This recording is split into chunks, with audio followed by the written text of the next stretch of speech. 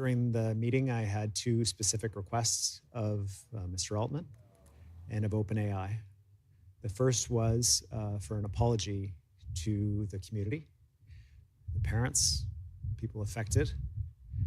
And the second was that OpenAI join us in a call to the federal government for a duty to report a minimum threshold across the country for all AI companies to try to find something positive out of the wreckage of this tragedy that ideally we could prevent it from happening again. I also shared that our concern about AI here is not our only concern coming out of this tragedy. We also have serious questions about the guns, why they were in the house, and serious questions about our own mental health system, and that we would have to continue to work to get those answers through a coroner's inquest and whatever was available to get those answers for British Columbians. Coming out of the call, I can advise you of a number of things. First of all, Mr. Altman is prepared to apologize. Everybody on the call recognized that an apology is nowhere near sufficient, but also that it is completely necessary. And the mayor of Tumbler Ridge is going to work with OpenAI to make sure that any public statements relating to that are done in the way that is appropriate and meaningful as much as possible, doesn't re-traumatize people in the community. And so they're going to do that work together, and we're going to help facilitate that. On the second piece, Mr. Altman agreed that OpenAI would work with our team in the provincial government to work together to find ways to provide recommendations and advocacy to the federal government around a regulatory standard that would be effective and that could actually be implemented. Now, for clarity, I don't believe that OpenAI's current standard is sufficient. Where there is an option to report, that option to not report could be taken again. But also, OpenAI has, from what I can tell and what our team can tell of the review of standards of AI companies in Canada, has the highest standard of any of the companies around reporting. So it's not acceptable that there are inconsistent standards between companies. It's not acceptable that it's up to the companies about whether or not to report. And that needs to change. We'll be pushing hard with the federal government for that to change. And there are a number of possible models. We don't prejudge any of them. But what I can tell you right now is that the status quo doesn't work, didn't work, and it very much presents the threat that it might fail again. And so change needs to be made, and quite urgently. It was a tough call. The mayor shared the raw emotion in the community. But I also want to recognize that there was no obligation on Mr. Altman to attend the call. And the fact that he did is a positive first step in an incredibly tragic situation. With that, I'm happy to take your questions. We have time to take a few questions from the media now. Reporters will have one question and one follow-up. We're going to start with Keith Baldry from Global News.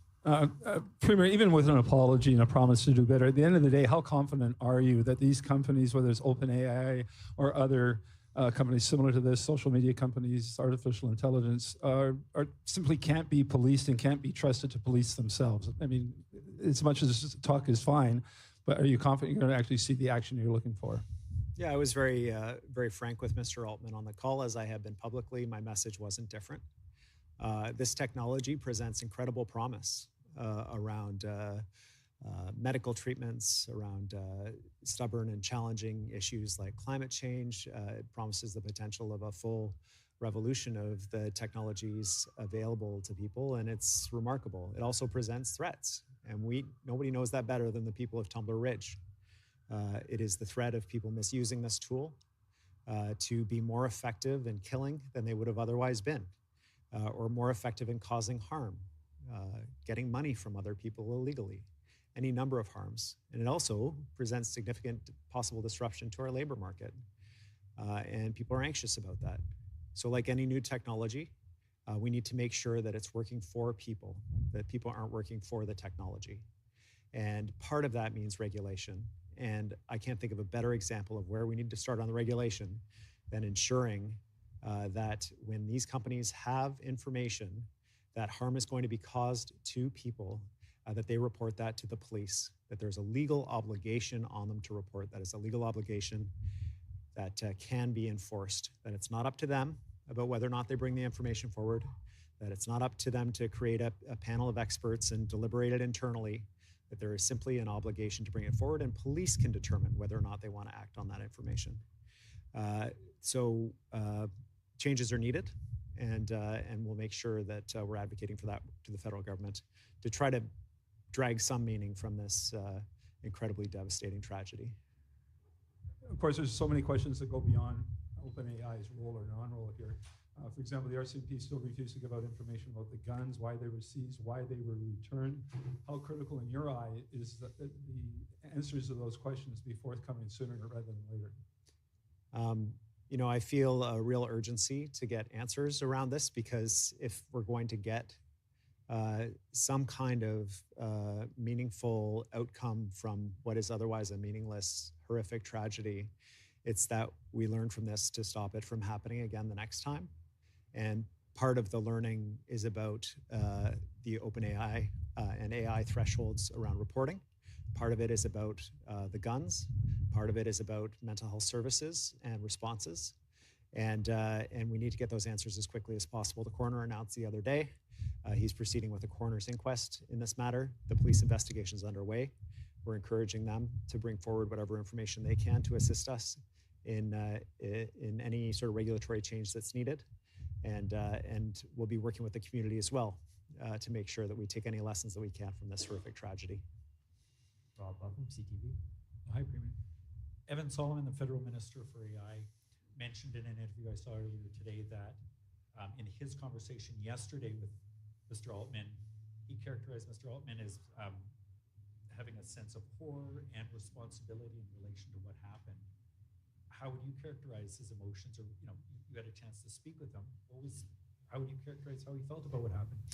Yeah, I found Mr. Altman to be responsive to the concerns that I raised, that the mayor raised, and willing to engage. I also made a commitment to him that I would not speak on his behalf about his feelings and what he would like to communicate to the community, that I wanted him to do that to the community.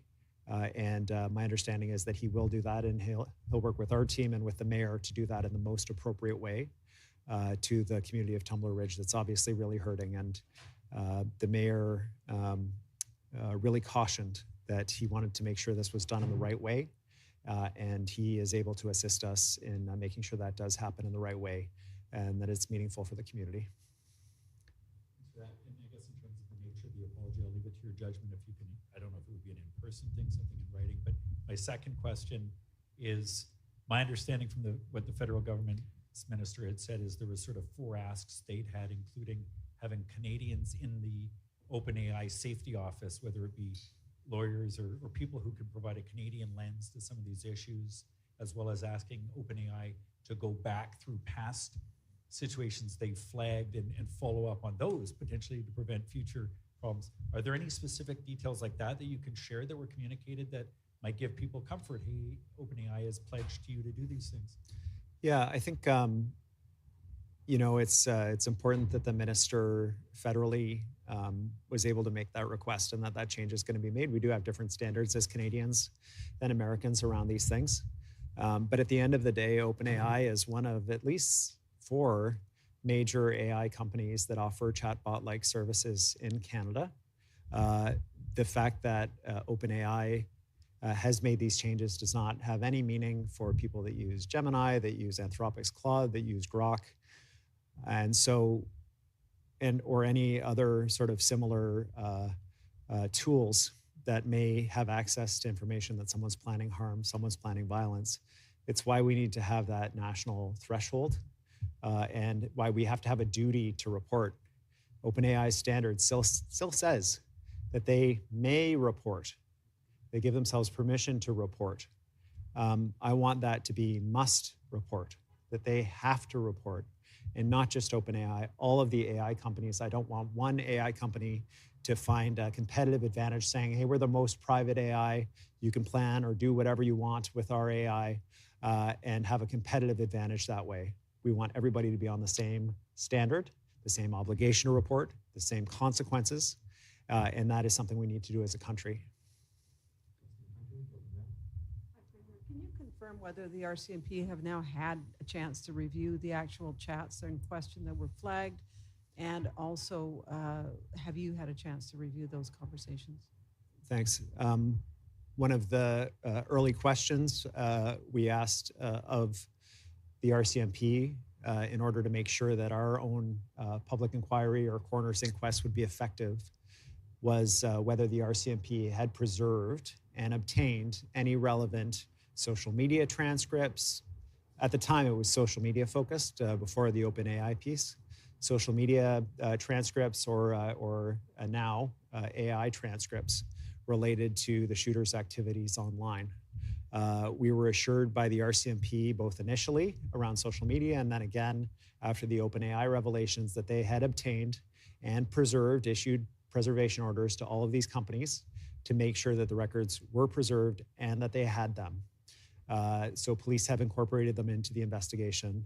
I made the very specific decision not to ask about the content of the chats with Mr. Altman. I don't want to play any role in interfering with the criminal investigation that's underway. I want the police to release information as they feel that it's appropriate and that it won't interfere with their criminal investigation. And also for the coroner's process to be protected as well. I think it's important that the police are determining the rate of release of information around this, given that this is still an active investigation, including about where the guns came from. And I don't know the content of the chats and whether other people may have been involved. Mr. Solomon had issued his 4 demands to OpenAI. Do they meet the bar for what you want? Will that satisfy you, or do you still believe they need to go further? Yeah, without a national legislated standard for duty to report from AI companies, no, the federal minister's standards won't meet, to my opinion, what needs to be done here. We need to, very straightforwardly, have an obligation on these companies to bring this information forward, full stop. That'll be certainly my message to him. I don't know that we're offside on that in any way. That may be the minister's feeling as well. But my hope is that we're on the same page and that he and the entire federal government, both opposition, third party, fourth party, and the government are all consistent in understanding that this is what needs to happen.